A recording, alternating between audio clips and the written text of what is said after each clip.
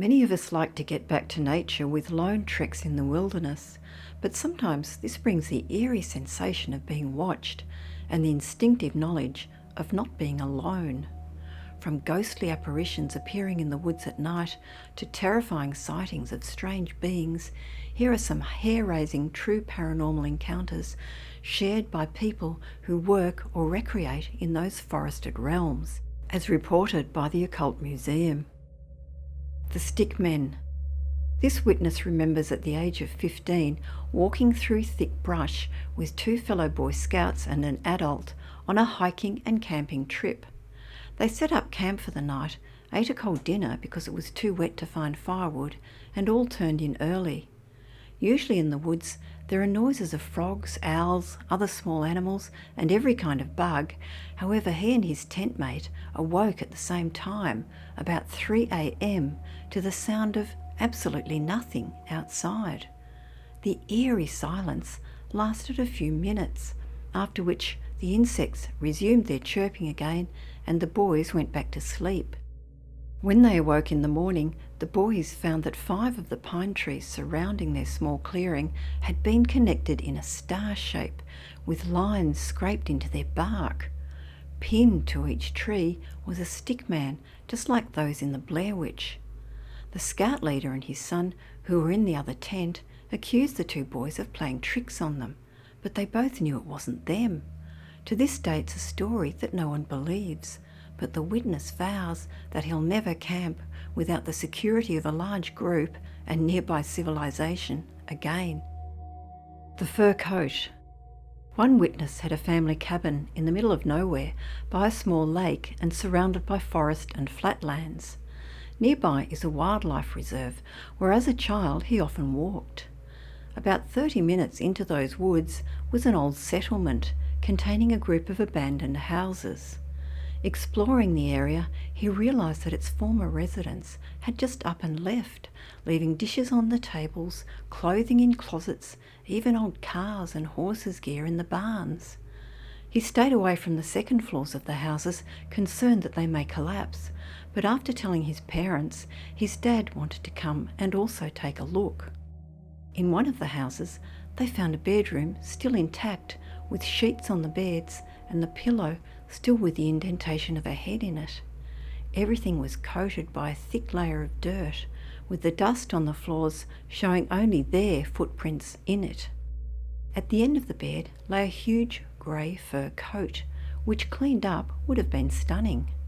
Being a thrifty guy, the boy's father decided that he was going to bring it back and have it restored for his mother. As the pair were leaving, the boy felt a chill on the back of his neck.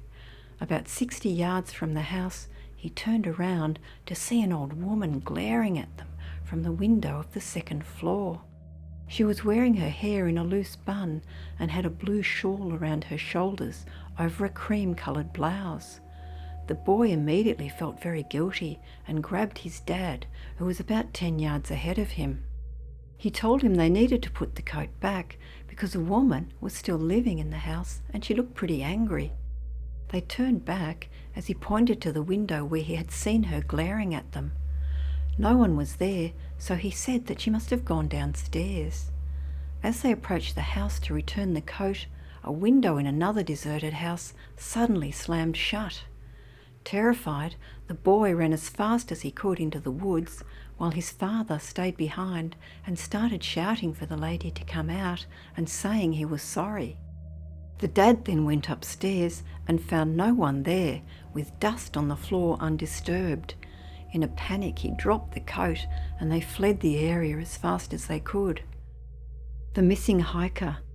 A park ranger reported that he and another ranger were once out on a search and rescue call.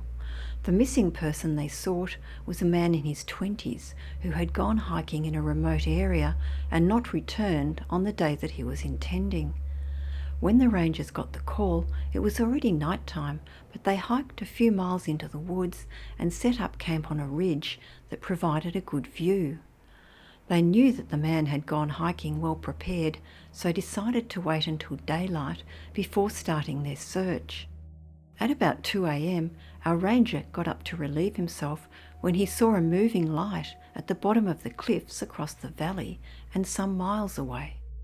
Informing the other ranger, they observed what looked like a flashlight beam, and the pair again decided to keep waiting for daylight. The next morning, they set out to check the area and bring the missing hiker home. They reached approximately where they had seen the light the night before and started calling his name, but soon discovered his body at the base of the cliff. The unfortunate man had fallen 60 feet on his head and had massive injuries. The rangers radioed back that their trip had now become a recovery rather than a rescue.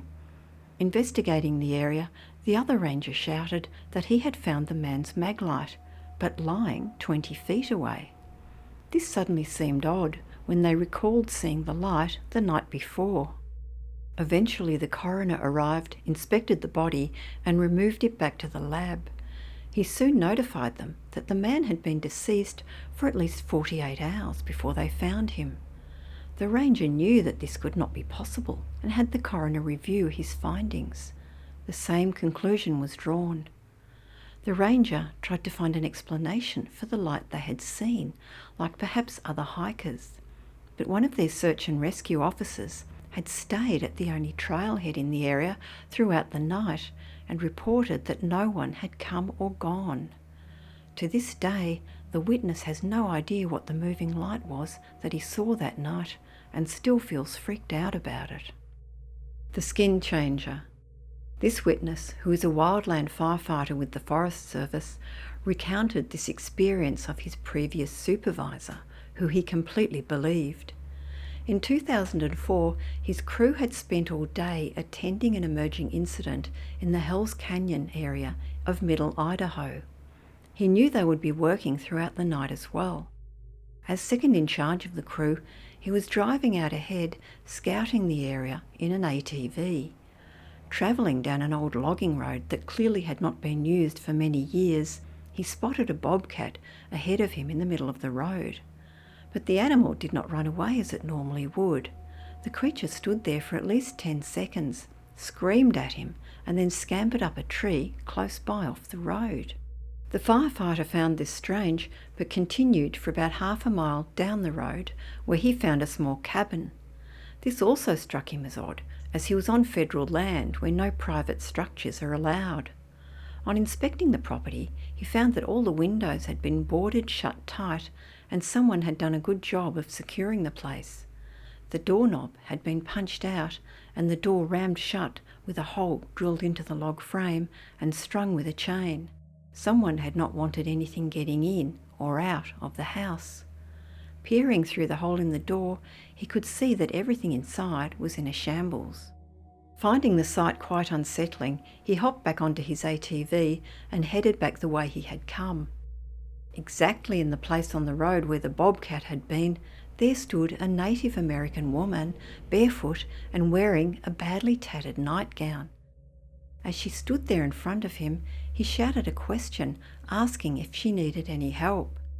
The apparition screamed at him the very same scream as the bobcat had uttered before, and swiftly clambered right up the same tree, faster than any human would be capable of climbing. The firefighter fled the area as fast as he could, still with no idea of who or what he had just seen. He asked some locals about the cabin, and generally chatting to people nearby, was overheard by a local Native American. He informed the group that the man had seen a puma, also known as a skin changer or wag. This is a fierce mythical creature, which however was very real to this witness.